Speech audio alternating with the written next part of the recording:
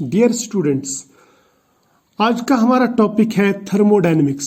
Thermodynamics की definitions वगैरह देखेंगे, इसका मीनिंग देखेंगे होता क्या है। देखो, थर्मोडायनेमिक्स की अगर हम लिटरल मीनिंग देखेंगे तो थर्मो का मतलब रहता है हीट या थर्मल एनर्जी, या मैं टेम्परेचर भी बोल सकता हूँ, ठीक है। और डायनेमिक्स का मतलब रहता है कि चेंज होना या चेंज ओवर टाइम, या मैं बोल सकता हूँ इसको मोशन, या मैं बोल सकता हूँ मैकेनिकल वर्क। तो इसका मतलब लिटरल मीनिंग अगर हम देखेंगे थर्मोडायनेमिक्स क्या, इसकी शॉर्ट डेफिनेशन जो लिमिटेड डेफिनेशन है वो है field concern with mechanical action produced by heat. लेकिन ये डेफिनेशन जो है सफिशिएंट नहीं है। अगर हम ब्रॉडर सेंस में थर्मोडायनेमिक्स का डेफिनेशन देखेंगे तो हम ये कहेंगे it is a branch of science which deals with the study of energy changes accompanying a physical और केमिकल प्रोसेस। यानी ये वो ब्रांच है साइंस की जिसमें हम एनर्जी चेंजेस को स्टडी करते हैं, जो एनर्जी चेंजेस किसी भी फिजिकल या केमिकल चेंज में होती है या प्रोसेस में होती है, ठीक है। तो थर्मोडायनेमिक्स में अगर हम ब्रॉड सेंस की बात करेंगे तो हम एक्चुअली इसमें पढ़ते हैं inter conversion of thermal and other forms of energy, यानी थर्मल एनर्जी का और दूसरे फॉर्म्स ऑफ एनर्जी का आपस में कैसे इंटर कन्वर्जन होता है, उस स्टडी को हम कहते हैं थर्मोडायनेमिक्स, राइट। या मैं कह सकता हूं कि थर्मोडायनेमिक्स में हम ट्रांसफॉर्मेशन ऑफ एनर्जीज पढ़ते हैं, transformation of one energy into another energy. जैसे थर्मल एनर्जी का ट्रांसफॉर्मेशन इलेक्ट्रिकल में या केमिकल में या मैकेनिकल या इन अदर एनर्जीज का ट्रांसफॉर्मेशन थर्मल एनर्जी में हम पढ़ते हैं। अब ट्रांसफॉर्मेशन का मतलब क्या रहता है, यानी कन्वर्जन में बोल सकता हूँ शॉर्ट में, conversion of one form of energy into another, उसको हम कहते हैं ट्रांसफॉर्मेशन। और ट्रांसफॉर्मेशन के लिए दो सिस्टम्स का इंटरेक्शन जरूरी है, और ट्रांसफॉर्मेशन होती है थ्रू ट्रांसफर, यानी ट्रांसफर और ट्रांसफॉर्मेशन, ये दोनों, इसका मतलब रहता है कन्वर्जन, और ट्रांसफर का मतलब रहता है एक सिस्टम से दूसरे सिस्टम या सिस्टम से सराउंडिंग या सराउंडिंग से सिस्टम में एनर्जी जाना। तो ट्रांसफर जो होती है वो होती है थ्रू हीट एंड वर्क, ठीक है। तो ट्रांसफॉर्मेशन के लिए वैसे ट्रांसफर जरूरी है, एनर्जी का ट्रांसफर होना from one system to another.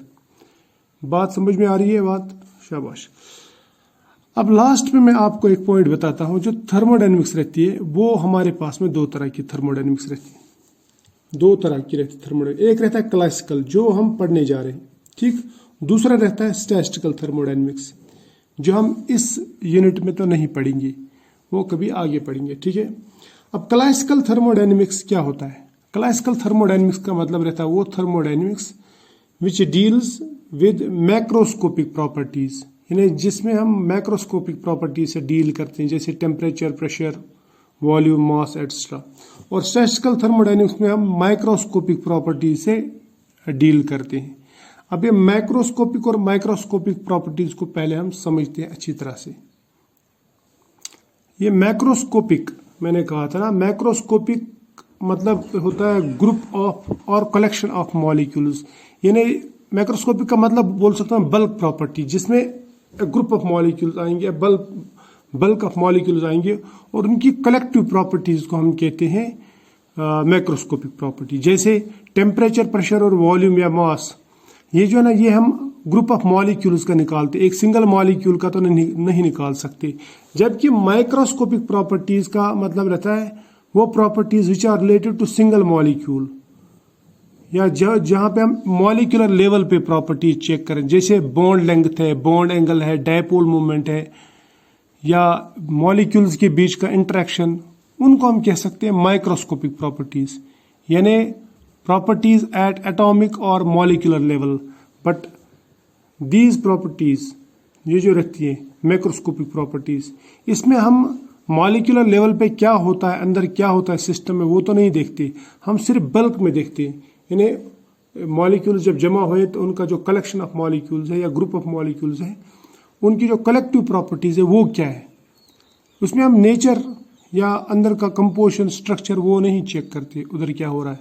जबकि यहाँ पे अंदर की जो इंटरेक्शंस है एटॉमिक और मॉलिक्यूलर लेवल पे, वो हम चेक करते हैं। तो ये है माइक्रोस्कोपिक, ये है मैक्रोस्कोपिक। मैक्रो याद रखना, मैक्रो। तो थर्मोडायनेमिक प्रॉपर्टीज जो रहती है ना, thermodynamic properties, these are actually macroscopic properties. और क्लासिकल थर्मोडायनेमिक्स में हम मैक्रोस्कोपिक प्रॉपर्टीज ही पढ़ते हैं और मैक्रोस्कोपिक सिस्टम से ही डील करते हैं। अब इसके बाद में आती है जो हम क्लासिकल थर्मोडायनेमिक्स पढ़ते हैं। क्लासिकल थर्मोडायनेमिक्स में जो हमारा स्पेशल ब्रांच है वो है केमिकल थर्मोडायनेमिक्स। केमिकल से मतलब रहता है केमिस्ट्री रिलेटेड, ठीक है। तो यानी केमिकल चेंजेस जहाँ पे होंगे वो थर्मोडायनेमिक्स, यानी वो प्रोसेसेस जहाँ पे केमिकल चेंजेस आते हैं उनका थर्मोडायनेमिक्स अगर हम स्टडी करते हैं, हम कह सकते हैं ये केमिकल थर्मोडायनेमिक्स। यानी प्रोसेसेस इन्वॉल्विंग केमिकल चेंज, यानी study of processes involving chemical change. Chemical change का मतलब क्या रहता है, यानी chemical energy to other forms of energy या other forms of energy to chemical energy, ये हम देखते हैं वहाँ पे, ठीक है। उसको हम कहते हैं केमिकल थर्मोडायनेमिक्स। अब थर्मोडायनेमिक्स क्यों पढ़ते हैं, इसकी क्या इंपॉर्टेंस है? देखो, सबसे पहले ये जो थर्मोडायनेमिक्स है ना, इसके लॉज बहुत ही फंडामेंटल है और मैं बोल सकता हूँ कि सबसे सर्टन एस्पेक्ट्स ऑफ केमिस्ट्री जो है वो है लॉज ऑफ थर्मोडायनेमिक्स। सर्टन मतलब यकीनी, यानी जिसमें शक नहीं। केमिस्ट्री में बाकी चीज़ों पे शक किया जा सकता है लेकिन इन लॉज पे शक नहीं किया जा सकता क्योंकि इनकी कोई एक्सेप्शन नहीं है। There is no exception to these laws, यानी लॉज ऑफ थर्मोडायनेमिक्स, जैसे first law, second law, third law of thermodynamics. दूसरा, थर्मोडायनेमिक्स पढ़ने से हमें ये पता चल जाता है कि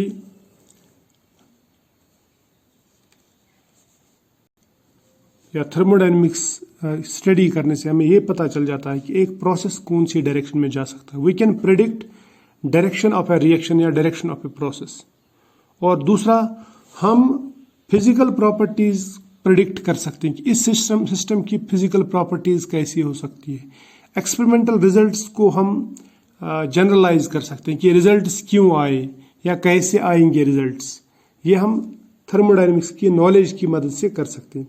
और थर्मोडायनेमिक्स की मदद से हमें relation between properties like pressure, volume और टेम्परेचर ये मिल जाता है। तो ये प्रॉपर्टीज हम डिटरमाइन कर सकते हैं या प्रिडिक्ट कर सकते हैं, राइट।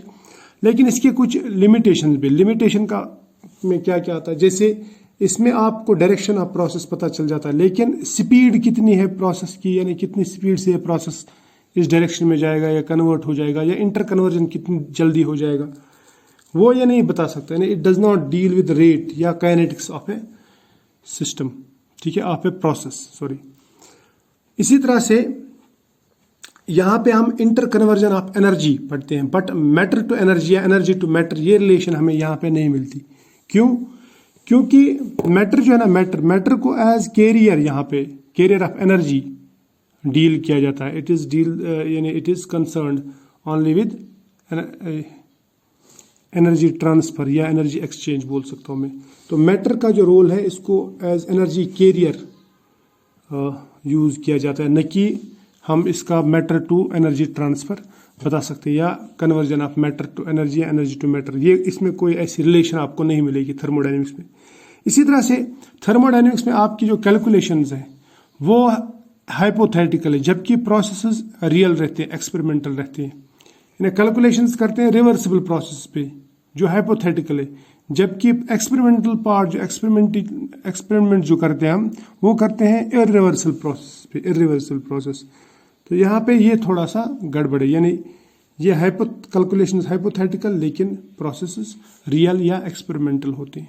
तो इसका मतलब हम जैसे वोल्टेज, मैक्सिमम वोल्टेज प्रेडिक्ट कर सकते हैं किसी बैटरी की या सेल की, लेकिन एक्चुअली कितना वोल्टेज देगा ये हम प्रेडिक्ट नहीं कर सकते, हम प्रेडिक्ट करते भी नहीं है इसमें, ठीक है।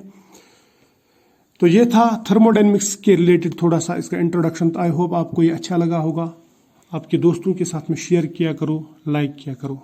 बाय।